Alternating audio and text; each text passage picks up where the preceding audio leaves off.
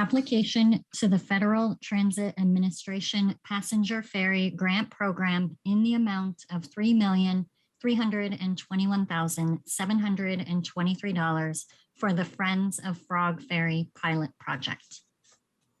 And this is an emergency ordinance, and I turn it over to Commissioner Hardesty. Thank you, Council President. The ordinance before us will authorize the city and our nonprofit partner, Friends of Frog Ferry, to seek funding via a federal grant program tailored specifically for passenger ferry systems. As all of you know, I'm a big supporter of providing better and more affordable transit options for Portland residents, and the route for this pilot will more directly connect people living in St. John's and Cathedral Park and offer a faster, more direct, and affordable way to access the thousands of jobs in our central city. I want to be clear. I want to be clear to the council that if this grant application is successful, the federal funds will be passed on to Friends of Frog Ferry to lead the planning, implementation, and operation of the ferry pilot. I am not asking the council, nor do I support the concept that the city take ownership of a ferry system that is by its very nature, regional in scale. But I'm happy to help Friends of Frog Ferry explore new and creative ways to enhance transit services for the people of Portland. Mauricio, supervising planner with PBOT, and Susan Bladholm from Friends of Frog Ferry are here to provide more details on the grant application and the pilot project. Thank you both for being here. Take it away. All right, can you Mauricio? see? Mauricio, I'm Mauricio Leclerc. I'm a supervising planner at PBOT. I need to share a screen. So somebody else is sharing, but we do have a PowerPoint presentation. I have James Paulson and Susan Bladholm. She's the president of Frog Ferry. I do have a few slides just to set up the framework for what this is. And then Susan and James will explain the excitement opportunity we have here. While that's being set up, can I do that? Still doesn't say that I can share. So we can see the slideshow now. Yeah, there's a video that is in it that I'm not sure this is it because this would be a PDF, I believe. So Keelan, could you help us? Yeah. So what I would say, well, just to use time, is that, there you go. Well, nope. Well, I think we're, let me try again. It's not allowing me. So let's run with the PDF for now, okay? So this is the right slide. Since the 1980s, the city of Portland has been talking about the opportunity of water transit. That was in the Central City 1988 plan, all the way to today's plan. So this is a very exciting opportunity. We don't have a ferry system.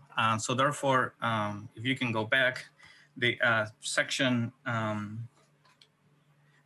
5307 provides the opportunity by the federal government to support transit systems in the country. So next slide. So this is an opportunity to tap into that. To be clear, what it covers is support existing transit ferry service, establish a new ferry system, which is what we're trying to do here, repair, modernize boats, such thing. Funds may not be used for operating expenses or preventive maintenance. So what this plan does is set up the foundation for operations. So what we have before you is a pilot in which Friends of Frog Ferry have worked for years to set up the capacity to and the expertise to write in an application like this and to operate it successfully. So the application is $3.3 million to fund capital expenses from the Federal Transit Administration. Also, Frog Ferry will look and provide 20% local match. No additional financial contributions from the city are to be expected. As I mentioned, for Friends of Frog Ferry will secure the additional funding and will be the lead in administering the project and running the pilot. If you vote for this and we successfully apply and get the grant, there's a further action in which we need to come back to council to accept the grant, as well as the city of Portland and Frog Ferry develop an MOU, a memorandum of understanding, so that we administer the funds and we can have that relationship with the federal government. So that's the mechanics. So if this is just to authorize the grant, if successful, we can come back. But for now, I'd just like to pass it on to James and Susan Blathholm, who will explain to you this exciting opportunity. So I think I'll share the mic now with Susan and James. Thank you. Thank you. Hi, I'm James Paulson, and thank you for giving us this time to make a presentation. And I want to give a special thanks out to you, Commissioner Hardesty, for seeing our vision and helping get behind it with us. I'd like to start by telling people I'm a native Portlander, proud graduate of Portland Public Schools and Portland State University. I am the chair of Frog Ferry, and I have the opportunity as chair to work with some fantastic women and men. We have a very active and engaged board. There's 8 of us. We meet monthly, and everyone's a volunteer that's on the board. And we have about 17 other supporters of all sorts of different areas of expertise that we've been able to engage in this project. So when you see this project isn't a project that someone just put together a beautiful PowerPoint. There's really an overwhelming, no way to calculate the amount of work and effort that's gone in to get it to this point. And so I am just honored to see where we're at and getting to share this with you and the rest of the people, because this is going to make some incredible change around the transportation in our region. And I want to introduce you to Susan Blathholm, who is the dynamic leader of this effort. Susan? Great. Thank you, James. Thank you for your leadership. And hello, commissioners. Again, Commissioner Hardesty, thank you for believing in us. I can't begin to tell you how much it means. We have I'm going to stop you for just a second. Can we stop the screen share so we can see all the fabulous faces that are here? Let's see. Excellent. There we go. Go ahead, Susan. I want us to be able to hear you. You've put a lot of work into getting here today. So thank you. I so appreciate that. So can you see my screen now? It's on. Okay, because I need to take you through a PowerPoint, Commissioner.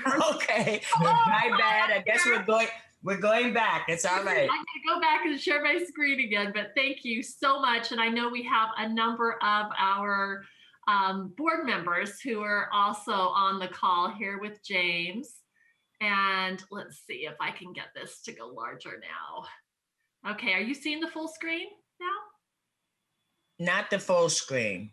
Okay, let me see if I can switch this over. Oh, there you go. Perfect. We had it. You had it? Oh, shoot. I don't know why it's going. It's a little bit. Come on. Just know, Susan, we've all had these Zoom moments. So thank you, because my heart is just racing. Okay, is that a full screen? Not yet. Oh, gosh. I think I can try to, it's giving me the option to share it myself. I wonder if I can do that. How about that? Is that full? Perfect? Can you see a PowerPoint? We got it. Is it Got it? going? Okay. So Thank I'm gonna. Mauricio. We've got dueling PowerPoints here. So yes, this is typically about an hour-long presentation that we are compressing down into 10 minutes. So I'm going to talk really fast. I know I've been talking with your staff members, and I just want to really give you a real quick kind of retrospective of 4 years that got us to this point and the City of Portland's support in getting us here and where we're going moving forward. So we are a nonprofit. We do have the mission, next slide, Mauricio, of building out a public transit system on our water. And it's very unusual for a grassroots effort to be doing this rather than a public transit agency. So we've been working very closely in collaboration with PBOT, ODOT, Metro, and TriMet for over 4 years now. This is a passenger-only ferry, so not with autos. So if you've taken the really big boats up out of Seattle, That's not us. We're talking about the little one for passengers only. And there are lots of really important objectives behind our work. And our namesake is Frog and is based on the Chinookan mythology. And I'll show you some artwork here in just a bit. But that's really a big part of the ethos behind this, is being able to look to our Indigenous past and really provide an educational opportunity for what our community was like 300 to 30,000 years ago. We do know that really healthy communities are really strong in resilience planning. And we know that for river cities, having vessels on the water is considered a best practice. And we have a white paper that we published out on our website about that. The equity benefit is the #1 priority for James Paulson, our board chair, who is a workforce expert. And so really his intention is connecting low and medium income households with the central economic core of downtown jobs. There's a low future subsidy that longer term, after 2024, we're going to need to come up with, but we're just focused today on the pilot project. And then over in the right-hand column, I really want to call out the need for us to reduce greenhouse gas emissions. I mean, we just can't keep doing things the way we've always done it. And the ferry industry has really leapt ahead ahead of a number of other agencies in that they are running electrified around the world, particularly being led out of Oslo and Copenhagen. But you have electrified vessels up in Seattle and down in San Francisco as well. So kind of the future is now when it comes to electrified vessels. And then the other thing that's very important is most of the federal funding we get for transportation projects here in the Portland metropolitan area are 50-50 match of federal funding and local funding. For the passenger ferry grant program with the FTA, it's been an 80-20 match. And so that is what we're anticipating. The notice of funding opportunity, or NOFO, isn't out yet. We are anticipating that will be out next month. And that's why we're here before you today to ask for you to sponsor our application to the FTA. Next slide. And fundamentally, we just believe status quo planning isn't matching our transit needs. And we do believe that an effective transportation system provides choices. It really leverages the fundamental infrastructure we have here, and we are a river city. So we should be leveraging that infrastructure. And we really want to approach everything through a social and climate equity lens. Next slide. We know this is a proven worldwide concept. The top 80 river cities in the world all have some sort of water-based transit, and there are only 4 major river cities in our nation that doesn't use their river system for transit. Next slide. Where we've been. So the past 4 years were really spent on research and outreach. We were told by PBOT, ODOT, TriMet, and Metro, you guys need to go conduct these 4 studies. We raised about $700,000 to do it, which is a lot for a little nonprofit entity.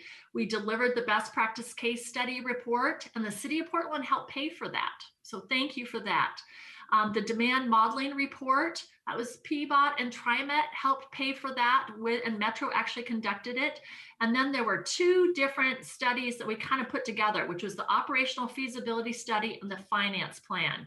And PBOT provided the $40,000 match to an ODOT $200,000 grant to get us there. I want to point out, 4 years ago, Commissioner Saltzman had just that operational feasibility study in the PBOT plan, in the prospective budget for $350,000.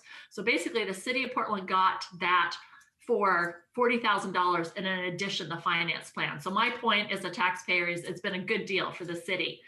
We are now focused on phase 2 here for the next 3 to 4 years, which is a pilot project. So the intention is to plan and take a year to plan the pilot project, and then 2 years of operation. We want to go after and solicit this federal funding opportunity. We're here before you today.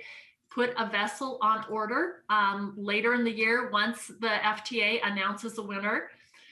We will have some dock enhancements likely at Cathedral Park, and we have been meeting with the 10 regulatory agencies, both state and federal, to make sure we're going to really be doing everything correctly and really want to mitigate any environmental impact on that. And that total funding request is 3.3 million. The vision down the road, 2024 forward, is for a steady state public ferry system that would have up to 7 vessels and 9 stops. And the reason for that number of vessels and that number of stops is really spelled out in our operational feasibility study that's out on the website. And a lot of that is about what's called headway, of how long passengers need to wait. You just want to make sure that you have that efficient system to make sense for passengers. Next slide. And if you click on the bottom, Mauricio, there you go. This is our animated full public ferry service vision for the 9 stops. I want to make a point that we at Frog Ferry have not determined these stops. This has really been working in partnership with the public transit agencies of where they believe we have the greatest need, and also where we have the greatest opportunities for providing the connections to and from the ferry stops. So it's often called first and final mile, so having that full connectivity is really key. We do know that during commuter times from Vancouver to Salmon Street, that drive time is about 44 minutes. We know on transit for OHSU and PSU students and faculty from Cathedral Park and St. John's neighborhoods to OHSU, River Place, PSU is over an hour. And by ferry, it's 25 minutes. So I think it's just really important to have a sense for that comparison. On the next slide, Mauricio. This is a very preliminary design of the vessel and what it would look like. You can tell it has a very low profile. So we have the challenge here of very low bridges, particularly that steel bridge. And so this low profile allows us to go under the bridges without having to lift the bridges that would impede any auto traffic. That lower railroad bridge on the steel bridge, we probably need to ask the railroads to lift about 5 days a year when we have high water. For the pilot project, and again, it's just one vessel, we would be running a traditional diesel engine, but we wouldn't be running traditional diesel fuel. It's called R99 or renewable diesel. It's actually better for our lungs and the environment than even biodiesel. It's 80% cleaner than traditional diesel. However, that said, the vision for this is for us to put in a fully electrified fleet. And it's going to take some time and planning for us to do the design engineering to put in shoreside charging infrastructures. And for the pilot project, we're looking at one vessel operating 6 days of the week, 14 hours a day, from Cathedral Park to River Place, using existing docks, knowing that we're going to have to enhance the South Dock at Cathedral Park. And we've been working with Portland Parks on that and the Oregon State Marine Board. And the ticket price would be $3 each way, $2 for honored citizens, and then free for children. Next slide. And this is a cross-section of some of the Chinookan art that has really provide inspiration for us. It was actually Tony Johnson, who's the chair of the Chinook Tribal Nation, that I was able to work with when I was working for the Port of Portland, and their resident artist is Adam McIsaac. And after we finished up a project, they gave me a lithograph as a frog as a thank you. And in Chinookan mythology, frog is credited with teaching the local people how to fish by going to the riverbanks and collecting nettles to stitch together to create nets. And up at the 1 o'clock position, you'll see a cross section of a canoe that would have been out on the Willamette River 300 years ago. And that is Coyote, in the spirit of Coyote, looking through the tribal chief's face to imbue wisdom. And so these are the conversations we've been having with the Confederated Tribes of Grand Ronde, and particularly their cultural resource leaders, to bring some of their heritage to our operation. Next slide. Our target audience, particularly for the pilot project, will be commuters, and we are working with OHSU and PSU. We will be, actually, they have offered to do a survey out to their students and their faculty and patients about what their needs are for the use of the ferry, but locals can come out on the ferry as well, particularly midday and on Saturdays. We know for the visitor market that ferries are a really big hit in getting that vantage point of seeing the city from the water. And then for emergency response, we know that having vessels on the water is really an important resource. Next slide. So contributions to date, just to give you a sense of who's been at the table helping us get here. The private sector conservatively has provided over $7 million in professional services for this. And so that is from legal counsel to accounting, to event planning, to catering, to running boats up and down the water as we've been doing our research. I mean, the list goes on and on. This PowerPoint today, our website, it's really been an amazing effort. The City of Portland, I referenced the two funds that you have previously provided to us that helped pay for the best practice case study report, and then also was the match for the ODOT STIF funds. So that was the $90,000 you already gave us.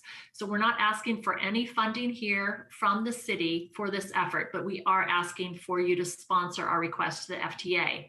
The state of Oregon, through the ODOT Statewide Transit Improvement Fund grant program, has committed and awarded to us $700,000. So $200,000 helped pay for some of the research projects, and then $500,000 was awarded in May. That's really our first money in for the pilot project planning. Private foundations and donations already committed at $400,000. Murdoch Charitable Trust came in with $300,000 for us. That allowed me to start getting a paycheck. Last year, the Zidell Family Foundation, Travel Oregon, and then many smaller individual donors. Next slide. So just to try to summarize this on one slide, it would be a pilot project from beginning now through 2024. We would have a year of planning and then 2 years of operations. It's one vessel, and it's really to create confidence, to show people, hey, you can run a ferry out on the water, to gain a lot of valuable insights and data, to show everyone that this operation is feasible, and to test the public demand and what they like and what they don't like about it. We're especially focused on OHSU employees and patients. We know today there are 300 employees a day that commute from those neighborhoods Monday through Friday. Pre-COVID, it was 500. And for PSU students and faculty, it's 400 a day. There are very few transit options coming out of that neighborhood with over the 1 hour commute. And we can transport up to about 1,000 passengers a day. That's ambitious, and we are doing our projections based on a 50% occupancy. So we're trying to be very, very cautious in our numbers and what we promise. For those neighborhoods, we specifically have looked to Cathedral Park and St. John's because that is definitely a disadvantaged region of our community. 40% identify, more than 40% identify as non-white. Over 20% live below the poverty line. It's one of Oregon's most diverse communities, and over 87%, those that are commuting by single occupancy vehicle. We know we have an issue with worsening air quality. We do know that ferries provide a clean mode of transit, and I've already gone through the ticket costs. The next slide. Excuse me, Council President, before we move on, I have a question for Susan. Fine. I'm curious how you decided the fare would be $3, knowing that's cost more than public transit does, and just want to see what the reasoning was behind that fare. You know, I can't say that there is a science to it, except we looked at the total cost for the transit, and we're looking both at the pilot as well as the future state. And we know for the future state average fare, it's probably going to be about $5, because going like Vancouver down to downtown Portland, that's 15.5 nautical miles. And looking at average fares of other ferry services, there again are public ferry services that are subsidized. And then taking a look at what our total costs are and what the fare box portion is. And the fare box portion is a lot less on this, Commissioner, from ticket revenue, because we only have one vessel to run. You don't have the efficiency of multiples. So yes, while we would love to do a dollar fare, and we talked about that. I just met with someone yesterday that said, I don't understand why you're not charging more than that, because people are going and parking and paying $15 to $20 a day at OHSU. So we went back and forth and said, how do we keep this really low and making sure we're setting the stage for the future ferry system? And also we want to make sure people see a value in it, that we're not completely giving it away. And we also want to make sure people get out and use it. So in terms of the value of this and the value proposition, we feel like we're really providing a great value, and for the time advantage as well. So I'm so happy to take you through the full pro forma if you ever wanted. No. I just wanted to say, Susan, as we're piloting it, we may have an opportunity to test whether during commute hours you would charge more. As we start looking at congestion pricing on our freeways, it might be a model that you would want to just incorporate into your future planning. When you think about if this is a resource for employers, then why aren't employers paying into investing in getting their employees to and from work, right? So I just don't want you to be limited by what we have today, because what we have today is changing rapidly. So that was why I asked the question. So I don't want to spend a lot of time on it, but I just wanted to know that you were at least thinking about that not being set in stone and being something that we should play with once we win the federal dollars to actually test out our pilot. I absolutely love that. We would love to do a free family Saturday sale. That's a conversation we're having with sponsors. So welcome that conversation, because that's really where we're living right now. And next slide. Susan, I have a question as well. Yeah. And I apologize, Commissioner Hardesty, I didn't see your hand up. I was so absorbed with the presentation and forgot my role is to look for hands being up. Anyway, I was curious if Swan Island was discussed as a stop. It sure has been. And Daimler was really, I think, our first major employer that signed on board for Frog Ferry. In fact, a senior engineer, Matt Markstaller, spoke at our first press conference 4 years ago. With the Superfund site and Swan Island, they had put in a request for a dock off of Daimler. And I think that's now been about 18 months ago, and it was denied. I think working through the Superfund, we'll see for the sediment research that's taking place through the end of this year. I think it's something that Daimler's interested in. And then Adidas as a major employer is as well. And, they've had the pretty significant subsidies for their employees. So again, we're really agnostic about where the docks are. It's really where can we best serve the community? And we do know, Commissioner Ryan, that putting in a new dock and that planning, design, engineering, and permitting will take some time. So it's partially, or a big part of it is why we focused on where we have existing dock infrastructure for this. Now, the fact that you're pursuing that makes me happy, knowing how many employees we have in that area and the congestion we have on Greeley getting on the Swan Island. So thank you. Absolutely. And so just summarizing the request, and Mauricio kicked it off so beautifully at the very beginning, is we are asking you to sponsor our request to the FTA. As a nonprofit, we can't directly apply for this funding. We need to go through a designated recipient, which is what the city is. So we want to be very clear that we will complete 100% of the application, all reports, and ensure compliance. And I like to think that our colleagues at PBOT are feeling a little bit more comfortable with us, because we have applied through TriMet for 2 of the ODOT STIF grants. And I think we would get a gold star that we've done everything we said we would do on time, kind of over-delivered on budget. And so they've already seen us be a really good partner that way and ensure that we're doing, really the work. So we will fulfill all the grant requirements. We will plan and operate the ferry. The city has no responsibility for costs for the pilot project, will not own it. In fact, we're going to lease the vessel, so we won't be owning it for the pilot either. We will carry all of the risk and the fundraising behind this. I just had a presentation with Oregon's congressional delegation, all of their staff, and Senator Wyden is leading the effort to have all of our congressional delegation write a letter of support behind this, as well as Senators Cantwell and Murray will both also be writing letters of support behind it. And then we're also going to be pursuing a co-sign letter from ODOT, TriMet, and Metro to back this effort. The next slide. And so the total dollar amount for the expense, and we have a very detailed pro forma behind this. If you ever would like to see it, I'm so happy to share it with you because it's actually very interesting, I think.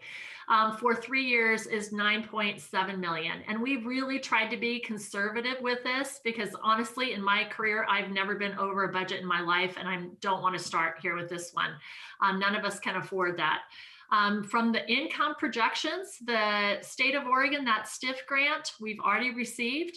We are putting together a plan with a couple of our representatives here in the region for ARPA funding or going to the special session in the spring for 2.5 million. The FTA grant is the 3.3 million. So that's the one that we would like to partner with the city of Portland on. Sponsorships, 2.5 million. It's a big price tag, but we've got a really great list of sponsors. We have 2 prospective sponsors that have come to us that we're actually presenting to in the next week to get that kicked off. And then the fare box concessions, to your point, Commissioner Hardesty, it's actually about 1.2 million for our projections on this. And again, we're being very conservative, but that's how we're building to the full expense cost. I just wanted you all to have kind of that snapshot. On the next slide is fundamentally, yes, we are looking to put a bus on the water, and we don't need to build out roads and rails to do so. The biggest mission here is really, as a river city, it's connecting people with a river. We have very few points of contact for people to get onto the riverfront. We work closely with organizations like the Human Access Project and Willie Levinson and really share a mission of getting people connected to our green spaces. And really, our river system is one of our crown jewels of our community. It's why we're located here. And we just think this is a really wonderful opportunity for people not just to get over the river. We talk about being a bridge city often. We get over and around the river. We want to get people out on the river. We want to be a river city and not just a bridge city. So thank you for your consideration today. I so appreciate your continued support and confidence in us. And as I said to Commissioner Hardesty last Friday night, we are not going to let you down. We have an amazing team behind us. I'm so grateful to James and our board. And we do have 200 active volunteers serving on 9 committees. So we're ready to go if you're willing to sponsor us on this. So thank you. Thank you, Susan. Any questions? I know we're on a time crunch right now. That was a great presentation. Do we have any public testimony as well on this emergency item? Yes, we have one person on the line to testify for this item. Okay, why don't we take that first? Edith Gillis. Hello, Edith. Good morning. It seems like it's been about 4 decades of people excitedly dreaming together about this ferry. Can you hear me? Yes, Edith, loud and clear. And so I just want to say I'm enthusiastic about the ideas, but also the integrity and the teamwork that's been involved with this, the necessity of this, especially when it comes to multiple disaster resiliency. Yes, when you apply for this, please do so, but also add to that you must include more accessibility and disaster resilience and environmental regeneration, and have photovoltaic, not just for solar, but for nighttime artificial lights, roof energy collecting and green roofs, so that you are grid independent. One of the advantages of this is when we have the multiple earthquakes and the gas line explosions, and we have the fossil fuel and chemical disaster area blowing up, that we will have other ways for people to communicate with each other and to transport necessary ways to save lives. So please also have that be grid independent. Include in this better public transparency and accountability. There's a really excited group that's broader than most projects have, but a lot of folks are still left out. Please use the safe, quiet drone footage as you have the Walker Corporation that does tunnels and pipes that you had for the Mount Tabor yards and that you had at the Leash Botanical Gardens. Let folks be involved, get them engaged, and also include a lot more of the schools and Indigenous and different multicultural groups in the artwork and the education at each of the docs on the website, and having self-guided tours that people can do when they're taking the ferry, learning about different aspects of Portland and building activism and a love that has more effective political action. Please have more ways to invite and consider and respond to public input and better ways of modeling and changing the project.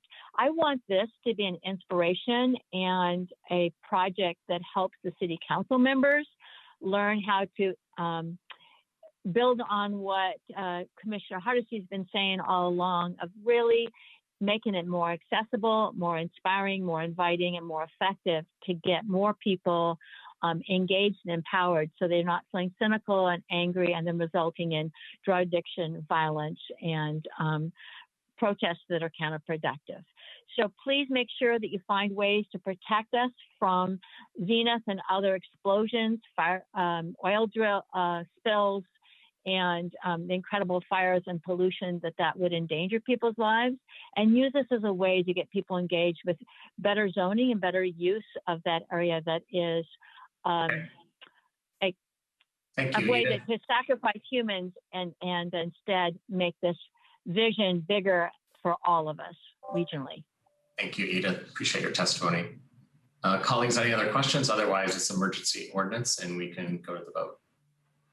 Okay. Hardesty.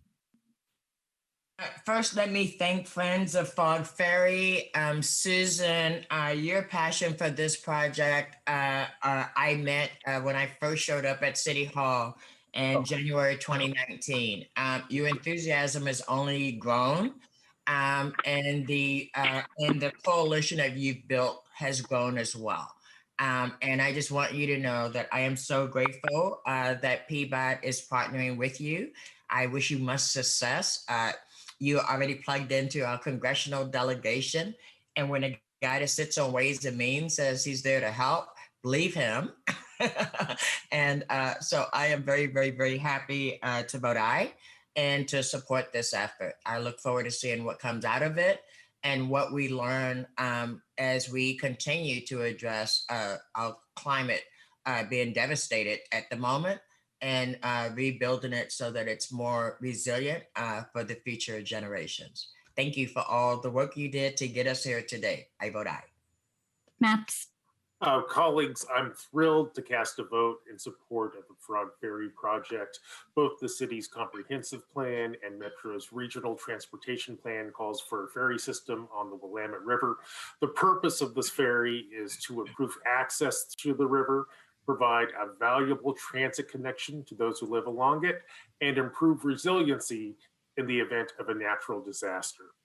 This Frog Ferry will reconnect Portlanders to our waterways, support business recovery, revitalize our central city, provide critical backup transportation in the event of a regional emergency, and will provide an enjoyable and climate-friendly mode of transportation for parts of our town that are otherwise highly dependent on driving. I'd like to also express my thanks to James and Susan and to all the Friends of Frog Ferry for their tireless advocacy on behalf of the ferry. And I look forward to the Frog Ferry pilot project, which next summer will connect Cathedral Park and River Place. For those reasons, I vote aye. Rubio. Thank you, Commissioner Hardesty and PBOT for bringing this forward today. And thank you to Susan and the Friends of Frog Ferry for all your years of hard work on this. I too first learned about this project from Susan nearly 2 years ago, and Commissioner Hardesty took the words out of my mouth Susan, you were just as enthusiastic about this project then, as you are now today, and your enthusiasm is catching. It's been quite a journey for Frog Ferry, and I appreciate the opportunity to learn about your work. And I'm really eager and excited to see where this project goes and look forward to the update. I vote aye. Ryan? Yes, thank you, Chair James Paulson and the entire board. I was really noticing how you really galvanized a lot of the community to get behind this before you leveraged the public attention. Thank you for that. Susan, you're the right person at the right time to really give an example of a daily testimony that we're a river city. I forgot that it was going all the way to Oregon City. So the regional approach is brilliant. I look forward to being a part of the pilot, and I think your target's great. Good discussion about how it can improve. And yeah, I vote aye. Thanks. Wheeler? Well, it's just great to be at this important point. And Susan, I want to thank you and your organization and congratulate you for not only your bold vision, but your dogged determination in seeing that vision realized. You have that just incredible gift of resilience and an eye focused on the future. And it's been fun for more than 4 years watching this grassroots effort fledge. Community leaders have been working really hard to build momentum, and it's your leadership that's really gotten everybody to this point. You've worked collaboratively, you've done extensive outreach, you've made the effort to consult with ferry organizers and consultants around the country and around the world, and you've been very successful in raising the funds to conduct the research and feasibility studies to move forward. And I want to acknowledge that hard work on your part and your partner's part. Today, I believe Frog Ferry is equipped with the right leadership team and the knowledge to put a vessel on the water to test whether our residents will use the ferry to get to work, to get out on the water, and to test what it is like to leave their cars at home. I am very eager to see them be successful with this FTA grant application, and for me to be able to take my daughter out for a ferry ride a little over a year from now. And just coincidentally, we happen to be in a small city to the north of Portland. I can't exactly remember the name, but it does happen to have an incredible ferry system. And we were just noticing this morning a couple of ferries very similar in concept to what Frog Ferry has envisioned, full of commuters coming into this city, which will remain nameless. And so I am convinced, Susan, that your vision is a strong one, that it will be well received, that it will earn the broader support of the community. And I just wish you all the best as you continue to push this important vision. I vote aye. Thank you. We'll move on now to item 612.